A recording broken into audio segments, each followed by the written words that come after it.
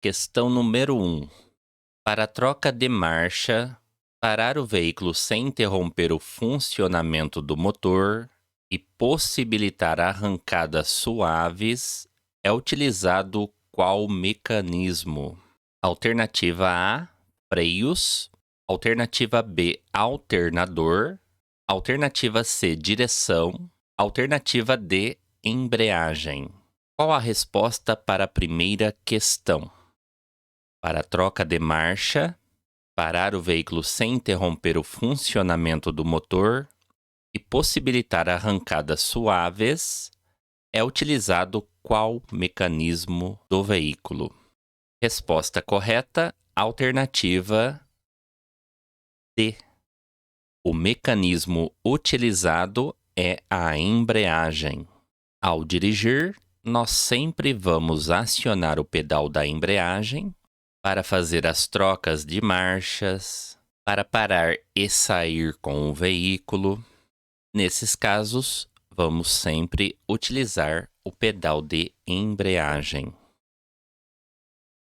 Questão 2. A marcação delimitadora de trechos de vias com áreas de estacionamento regulamentado de veículos, que indica ao condutor que ali é permitido estacionar. É feita na cor: alternativa A, amarela. Alternativa B, vermelha. Alternativa C, branca. Alternativa D, verde. Qual a resposta para a questão número 2? Em qual cor é feita a marcação de trechos de vias de áreas de estacionamento regulamentado que permitem estacionar? Resposta correta da questão: alternativa C, cor branca. A cor branca delimita trechos da via onde o estacionamento é permitido. Claro que também o condutor deve observar a sinalização vertical, as placas de trânsito, e não apenas as marcações viárias. E em lugares onde é proibido estacionar, a marcação é feita na cor amarela. Cor amarela proíbe o estacionamento. Já a cor branca regulamenta áreas da via onde o estacionamento é permitido. Questão 3. Ultrapassar pela direita é uma infração média. Por isso, tem 4 pontos que são lançados no prontuário do condutor e haverá uma multa, a não ser que: alternativa A, o veículo de trás seja uma motocicleta. Alternativa B, o veículo da frente esteja em menor velocidade. Alternativa C, o veículo da frente estiver na faixa em que o veículo quer ultrapassar. Alternativa D, o veículo da frente estiver colocado na faixa apropriada e der sinal que vai entrar à esquerda. Qual a resposta para a questão número 3? Ultrapassar pela direita é uma infração de natureza média. Por isso, ela tem 4 pontos que serão lançados no prontuário do condutor. E também haverá uma multa, a não ser que a questão cobra a exceção. Quando que podemos ultrapassar pela direita no trânsito? Resposta correta da questão 3, alternativa D. Só é permitido ultrapassar pela direita se o veículo da sua frente estiver colocado na faixa apropriada e der sinal que vai entrar à esquerda. Nesse caso, a ultrapassagem pela direita é permitida. Como podemos observar na imagem ilustrativa, o veículo da frente está sinalizado e posicionado próximo ao eixo central da via. Ele pretende virar à esquerda nessa via. Nesse caso, o veículo que está atrás pode ultrapassá-lo pela direita. Nesse caso, a ultrapassagem pela direita é permitida para o veículo número 2. Caso o veículo número 2 vá seguir em frente, ou também caso ele vire à direita nesse cruzamento. Portanto, ultrapassar pela direita só é permitido nesta situação. Do contrário, o condutor estará cometendo uma infração de trânsito caso ultrapasse pela direita. Questão 4. Quando dois veículos transitando por fluxos que se cruzam chegam a uma rotatória não sinalizada, terá preferência de passagem aquele que: alternativa A, aproximar-se pela direita. Alternativa B, estiver em maior velocidade. Alternativa C, estiver circulando por ela. Alternativa D, aproximar-se pela esquerda. Qual a resposta correta para a questão 4? Quando dois veículos transitando por fluxos que se cruzam chegam a uma rotatória não sinalizada. Em uma rotatória não sinalizada, a preferência de passagem é do veículo que estiver circulando por ela.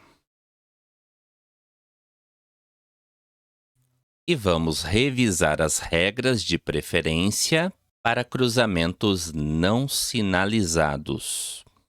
Temos 3 regrinhas para cruzamentos não sinalizados.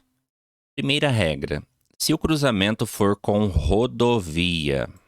Em um cruzamento não sinalizado com uma rodovia, a preferência de passagem é dos veículos que trafegam pela rodovia. Os veículos que se aproximam pela via transversal devem parar e aguardar a preferência daqueles que trafegam pela rodovia. Segunda regrinha: cruzamento com rotatória não sinalizado. Nesse caso, a preferência de passagem é do veículo que já está circulando pela área da rotatória. E os veículos que estão se aproximando devem parar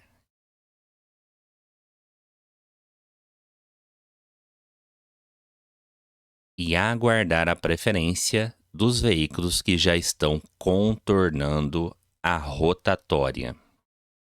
Terceira regrinha para cruzamentos não sinalizados: se o cruzamento não for com rodovia nem com rotatória, a preferência de passagem é do veículo que se aproxima pela direita do condutor. E nesse caso aqui da imagem, quem está à direita de quem? Analisando a imagem, percebemos que à direita do veículo verde claro não há ninguém. E à direita do veículo vermelho está o veículo verde claro. Logo, a preferência de passagem por esse cruzamento é do veículo de cor verde. O veículo de cor verde tem preferência de passagem em relação ao veículo de cor vermelha. Portanto, em cruzamentos não sinalizados, você deve seguir essas 3 regras de preferência, que são bastante cobradas nas provas do Detran também. Questão 5. Um condutor, ao visualizar o símbolo Cruz de Santo André pintado no pavimento, deve saber que ele é indicativo de: alternativa A, cruzamento de 2 rodovias. Alternativa B, cruzamento rodoferroviário. Alternativa C, cruzamento com ciclovia. E alternativa D, cruzamento com ponte. Qual a resposta correta para a questão 5?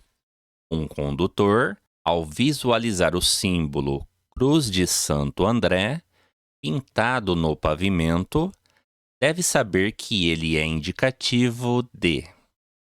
Resposta correta da questão, alternativa B. Este símbolo pintado no pavimento sinaliza ao condutor um cruzamento rodoferroviário, ou seja, um cruzamento com rodovia e linha férrea, linha do trem, rodoferroviário.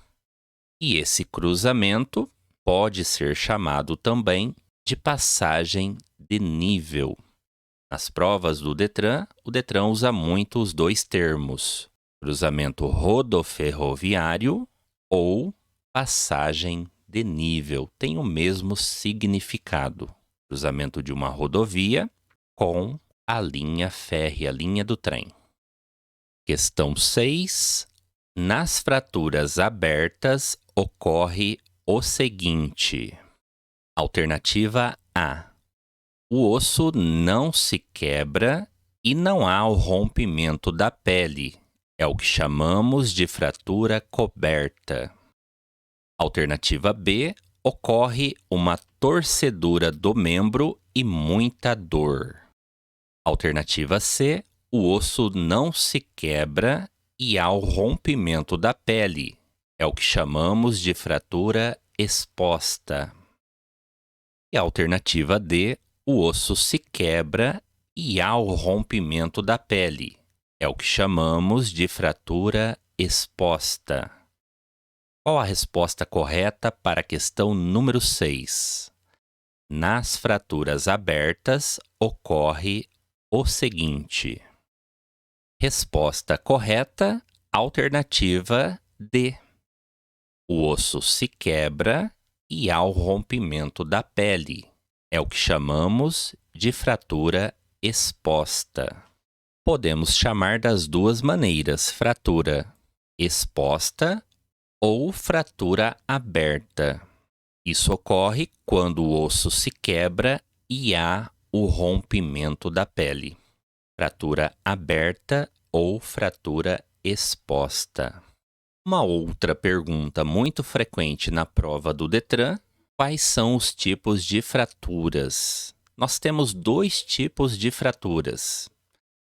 A fratura exposta, ou também chamada fratura aberta, é quando o osso se quebra e ele acaba rompendo a pele, ficando visível. Nesse caso, então, fratura exposta ou aberta. E o outro tipo de fratura é a fratura fechada ou também chamada fratura coberta. O osso se quebra, mas nesse caso não há o rompimento da pele e dos tecidos. Portanto, em questões do Detran, aparece sempre esse tipo de pergunta. Quais são os tipos de fraturas? Aberta ou exposta e fratura fechada ou coberta. Questão 7. Um motorista, ao utilizar o extintor de incêndio de seu veículo que está em chamas, deverá dirigir o jato em direção. Alternativa A. A base das chamas com movimentos horizontais em forma de leque. Alternativa B. Ao meio das chamas com movimentos verticais e perpendiculares. Alternativa C. O jato do extintor deve ser utilizado contra o vento. Alternativa D. Superior ao fogo para o pó se espalhar melhor. Qual a resposta correta para a questão 7? Um motorista, ao utilizar o extintor de incêndio de seu veículo que está em chamas, deve dirigir o jato em direção. Resposta correta da questão, alternativa A. Em direção à base das chamas, com movimentos horizontais em forma de leque. Essa é a maneira correta de utilizarmos o extintor de incêndio. Diretamente à base das chamas, o local que está pegando fogo, e com movimentos horizontais em forma de leque. Questão 8. O sistema de arrefecimento é um sistema pressurizado que permite: alternativa A, menor temperatura de ebulição do líquido. Alternativa B, o arrefecimento da bateria. Alternativa C, favorecimento na troca de calor pelo radiador e bloco do motor. Alternativa D, maior temperatura de ebulição do líquido. Qual a resposta correta para a questão 8? O sistema de arrefecimento é um sistema pressurizado que permite. Resposta correta, alternativa D. Permite maior temperatura de ebulição do líquido. E analisando a imagem de um sistema de arrefecimento, ele controla a temperatura ideal de funcionamento do motor do veículo. Ele refrigera o motor para deixá-lo em uma temperatura ideal de funcionamento. E o sistema de arrefecimento tem como principais componentes o radiador, que tem a função de dissipar a maior parte do excesso de calor gerado pelo motor durante a queima do combustível. Radiador. A ventoinha, que é esse ventilador, ela provoca uma ventilação forçada que vai ajudar o radiador a refrigerar o motor, evitando o superaquecimento. Mangueiras por onde o líquido de arrefecimento circula até o bloco do motor e voltando para o radiador para esfriar. Reservatório de expansão do radiador. Ele regula a pressão do sistema de arrefecimento e também evita a perda do líquido por ebulição. Bomba de água. Ela é responsável por fazer o líquido de arrefecimento circular pelo motor e pelo radiador. Esses são alguns dos principais componentes do sistema de arrefecimento, sistema que controla a temperatura de funcionamento do motor do veículo. Questão 9. O Código de Trânsito Brasileiro estabelece que o infrator será submetido a curso de reciclagem, dentre outras situações, quando: alternativa A, suspenso do direito de dirigir e quando cometer uma infração por excesso de velocidade. Alternativa B, suspenso do direito de dirigir e quando se envolver em acidente grave para o qual tenha contribuído. Alternativa C, cometer uma infração de natureza gravíssima. Alternativa D, dirigir sem a devida habilitação. Qual a resposta correta para a questão 9? Quando que o condutor infrator será submetido a um curso de reciclagem? Resposta correta da questão, alternativa B. Quando for suspenso do seu direito de dirigir e quando se envolver em um acidente grave para o qual tenha contribuído. São hipóteses nas quais o condutor deverá ser submetido a um curso de reciclagem. Questão 10.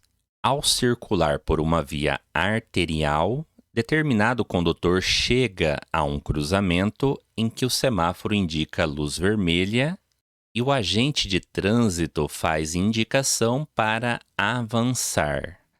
Nessa situação, o condutor deve: alternativa A, parar e aguardar a mudança da luz do semáforo para avançar. Alternativa B, avançar, mas respeitando a preferência dos demais veículos. Alternativa C, acatar a indicação do agente e avançar. Alternativa D, parar e aguardar a luz verde para prosseguir. Qual a resposta correta para a questão número 10? Ao circular por uma via arterial, determinado condutor chega a um cruzamento em que o semáforo indica luz vermelha e o agente de trânsito faz indicação para avançar. Nessa situação, o condutor deve ir. Resposta correta da questão 10, alternativa C. Nesse caso, como o agente de trânsito faz indicação para avançar, o condutor deve acatar a indicação do agente e avançar. As ordens do agente de trânsito, elas prevalecem sobre todos os sinais de trânsito. Portanto, nesse caso, o condutor deve acatar a ordem do agente e avançar a via, atravessando o cruzamento.